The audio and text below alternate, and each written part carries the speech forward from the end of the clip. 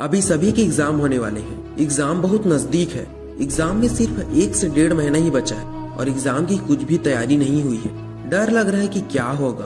पढ़ाई भी अच्छे से नहीं हो पा रही है। पढ़ने का मन ही नहीं कर रहा है और पढ़ रहा हूँ तो कुछ याद भी नहीं हो रहा है। इस तरह की प्रॉब्लम आपको भी आ रही होगी। इस तरह की बातें आपके दिमाग में भी आ रही होगी। ऐसा इसलिए होता है क्योंकि हमारे दिमाग को ज्यादा मेहनत करना पसंद नहीं है। वो बहुत आलसी टाइप का है। उसे आराम करना पसंद है, इसलिए वो बहाने बनाते रहता है ताकि वो मेहनत करने से बच सके। लेकिन आज के बाद आपको बेवकूफ नहीं बनना है। तुम अपने दिमाग के गुलाम मत बनो, बल्कि दिमाग को अपना गुलाम बनाओ। फिर देखो कैसे पढ़ाई में मन लगता है। देखो, एग्जाम में सिर्फ 1 से 1.5 महीने का टाइम ही बचा है। तुम्हें जो करना है इसी 1 महीने में करना है। अगर तुमने इस 1 महीने कड़ी मेहनत ना की तो तुम्हारा रिजल्ट तो खराब होगा ही, साथ ही तुम्हारे पूरे 1 साल का समय भी बर्बाद होगा। और समय की कीमत क्या होती है ये तो तुम्हें अच्छे से पता होगी। अगर तुम्हें समय की कीमत नहीं पता है तो तुम अपने पापा से पूछना कि समय की कीमत क्या है।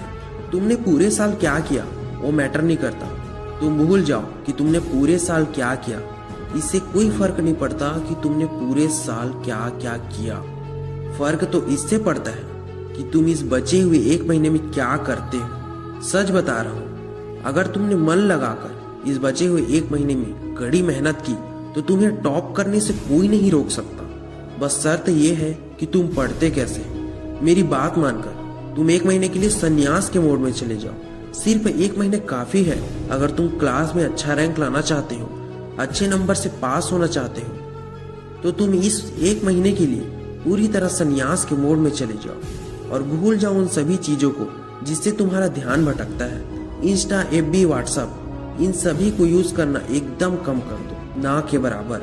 अगर तुम्हारी कोई गर्लफ्रेंड है या कोई बॉयफ्रेंड है तो उसे बोल दो कि 1 महीने बाद मेरी एग्जाम है, मैं तुम्हें एग्जाम कंप्लीट होने तक ज्यादा टाइम नहीं दे पाऊंगा। देखो यार, 1 महीना कोई बहुत बड़ा समय नहीं है। अगर तुम अपनी लाइफ को बेटर बनाना चाहते हो तो तुम इतना त्याग तो कर ही सकते हो। वो कहते हैं ना, कुछ पाने के लिए कुछ खोना पड़ता है। तो आप इस 1 महीने के लिए कुछ चीजों का त्याग करो। जैसे मान लो आप दिन में 24 घंटे होते हैं, 24 घंटे में से 8 घंटे आप सोते हो, तो इस 1 महीने आप 8 घंटे की जगह 6 घंटे ही सो लो और उसमें से जो 2 घंटे बच रहे हैं उसे अपने पढ़ाई को दो। और मान लो आप दिन में 3 से 4 घंटे मोबाइल यूज करते हो, ज्यादा भी करते होगे, लेकिन मैं 3 से 4 घंटे ही कह रहा हूँ। तो उस 3 से 4 घंटे को आप इस 1 महीने के लिए अपने पढ़ाई को दो और मोबाइल को साइड में रख दो। 1 महीने 2 घंटा कम सोओगे, आप कम मोबाइल चलाओगे, मतलब ना के बराबर, तो कुछ नहीं होगा। ये कोई बहुत बड़ी बात नहीं है, तुम कर सकते हो। और अपनी मेहनत आज से ही आप शुरू कर दो क्योंकि ज्यादा टाइम नहीं बचा है। इसी 1 से 1.5 महीने में तुम्हें बहुत सारी पढ़ाई करनी है।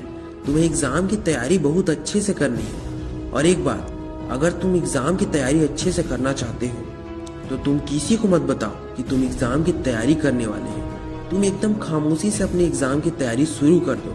किसी को बिल्कुल भी पता ना चले कि तुम एग्जाम की तैयारी कर रहे हो। बाहर तो बाहर, घर वालों को भी ठीक से पता ना चले कि तुम बहुत अच्छे से एग्जाम की तैयारी कर रहे हो। मैं ऐसा इसलिए कह रहा हूँ क्योंकि कई लोग ऐसे होते हैं यार, घर वालों को छोड़कर, जो तुम्हें कभी भी आगे बढ़ते हुए नहीं देखना चाहते। वो चाहते हैं कि तुम सबसे पीछे रहो। इसलिए चुपचाप किसी को बिना बताए अपनी जीत की तैयारी करो।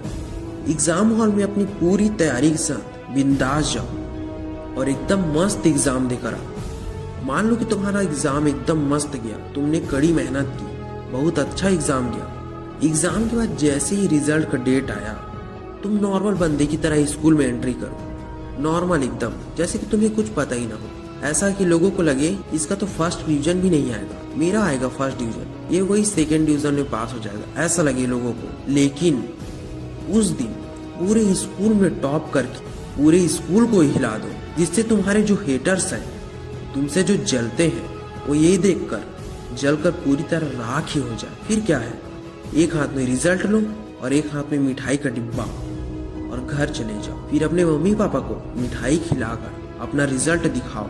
ये देखकर वो तुम पर कितना गर्व करेंगे। सोचो उन्हें कितनी खुशी होगी। हो सके तो उनके आंखों में खुशी के आंसू भी आ जाए। फिर वो तुम्हारा कितना सपोर्ट करेंगे। वो भी तो चाहते हैं कि हमारा बेटा या हमारी बेटी कुछ करके दिखाए। तुम्हारा इतना अच्छा रिजल्ट देखकर उन्हें इतनी खुशी होगी कि वे गर्व के साथ अपना सिर ऊंचा करके सबको बताएंगे कि मेरा बेटा या मेरी बेटी पूरी स्कूल में टॉप की। क्या तुम नहीं चाहते कि लोग तुम्हारी इज्जत करें, तुम्हारे जो मम्मी पापा हैं उनकी इज्जत करें? देखो यार, पढ़ाई सिर्फ जॉब के काम ही नहीं आती, बल्कि पढ़ाई हर उस फील्ड में, हर उस क्षेत्र में काम आती है जिस भी फील्ड में तुम जाना चाहते हो। इसलिए पढ़ाई करो और मन लगाकर अच्छे से पढ़ो। कम से कम तुम इतनी पढ़ाई कर लो जिससे तुम्हें किसी दूसरे इंसान के सामने झुक कर रहना ना पड़े। मैं उम्मीद करता हूँ कि तुम मेरी बातों को समझ गए होगे और आज से ही मन लगाकर पढ़ोगे और अपनी एग्जाम की अच्छे से तैयारी करोगे। जब भी तुम्हारा मन भटकता है तो तुम कोई एक भी मोटिवेशनल वीडियो ऐसे उठा कर देख लो, कोई अच्छा मोटिवेशनल सॉन्ग सुन लो और तुरंत अपनी पढ़ाई के लिए बैठ जाओ। तुम कभी भी बेड में बैठकर पढ़ाई मत करना। तुम एक टेबल ले लेना और चेयर में बैठ के पढ़ना, जिससे तुम्हारा पोस्चर अच्छा बनेगा और पढ़ाई में मन भी अच्छा लगेगा। तो देखो यार, पढ़ाई अच्छी से स्टार्ट कर दो, क्योंकि एग्जाम में ज्यादा टाइम नहीं बचा है। तुम इस एक महीने में बहुत अच्छे से तैयारी कर सकते हो अगर तुम करना चाहो। मैं उम्मीद करता हूँ कि तुम मेरी हर एक बात समझ गए होगे और तुम आज से ही अपनी एग्जाम की तैयारी अच्छे से करो। बेस्ट ऑफ लक, अपनी एग्जाम की अच्छी से तैयारी करो।